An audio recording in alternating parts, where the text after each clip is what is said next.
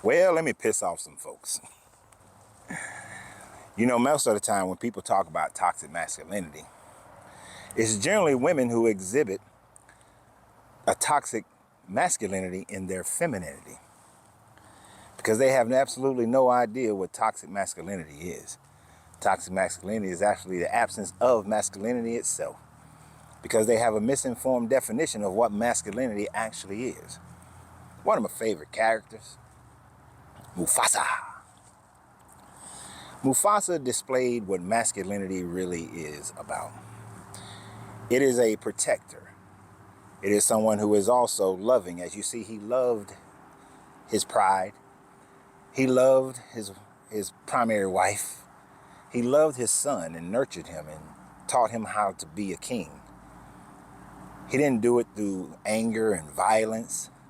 He was only violent when it was necessary, when it was called for. He was never violent any other time, other than when it was time for him to protect and defend his family. You see, that's what masculinity is. But it is only those who exhibit toxic masculinity in their femininity who will talk about a man who is a protector and provider and loving has some type of toxicity about him. The ones that you're actually saying that is toxic masculinity are those who are showing that they have no masculinity at all. It is the ones who seek to control people, to treat a woman and treat his family like they are a possession and not treat them as the divinely great beings that they are, as the lovingly deserving beings that they are. But it is the ones who allow them to grow and merely try to guide them and protect them in their growth. That is masculinity. But the toxic masculines, they want to control you. They want to tell you where you can go, where you can't go, what you can watch, what you can't watch. In today's world, they get onto your Facebook pages and they start deleting people because of their own insecurities. They tell you who can be your friend and who can't be your friend, what type of business you can be in and what type of business you can't be in, what type of habits you can have and what type of habits that you can't have. They try to control your religious perspectives and your social economic perspectives. Those are the ones who are actually demonstrating what you are calling toxic masculinity, but it's really just the absence of having true masculinity, of being a man who takes care of his family, protects his family, and provides a guideline for his family to be able to grow so that they can become the greatest versions of themselves.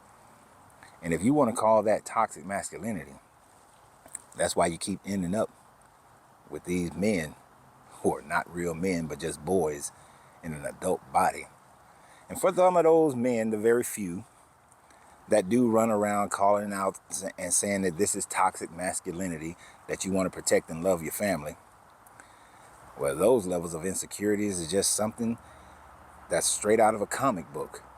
The fact that you gotta put down another man in order to justify the weakness that you have within yourself demonstrates that you lack the skill set and the mentality to be a masculine man, period. So for all you men out there who are taking care of your family, protecting your family, guiding your family, but you hear all these people talking about toxic masculinity, I know it doesn't bother you. It irritates you. But don't even let it irritate you. Because as long as the ones that you're around, as long as the ones that you're protecting, you're loving, understand, and recognize what you're doing for them and who you are to them, then that's all that matters. The rest of these people, they can go kick rocks. So y'all have a great day. And remember always, you got to free yourself to be yourself because your greatness is non-negotiable. Good journey, good vibrations.